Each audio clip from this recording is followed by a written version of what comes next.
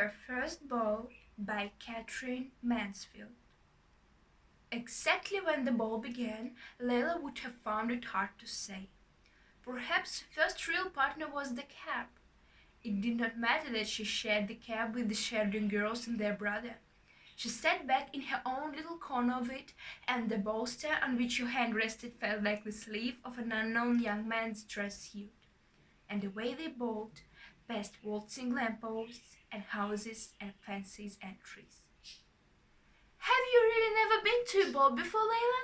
"But my child, how too weird!" cried the shadowing girls. "Our nearest neighbor was 15 miles," said Layla softly, gently opening and shutting her fan.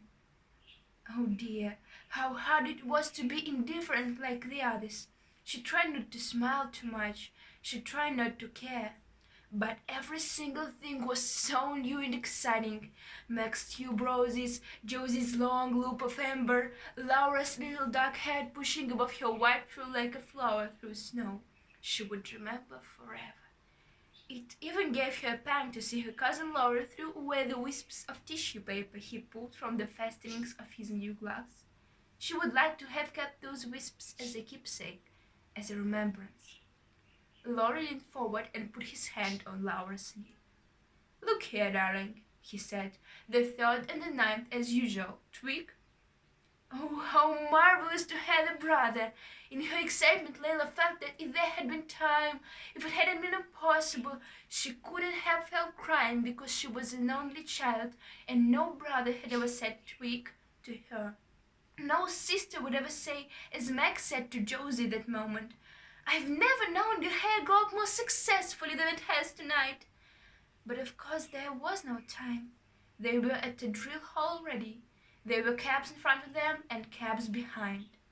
The road was bright on either side with moving fan-like lights, and on the pavement gay couples seemed to float through the air.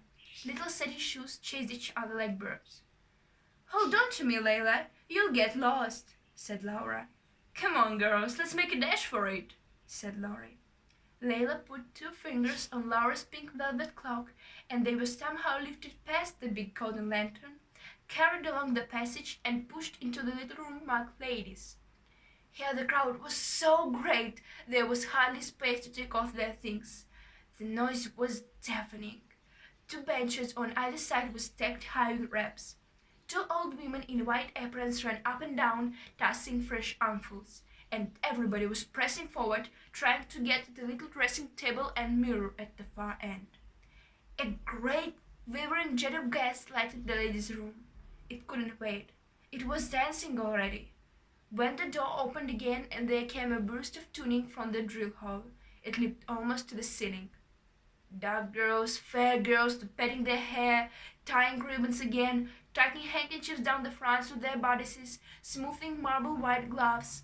And because they were all laughing, it seemed to Layla that they were all lovely.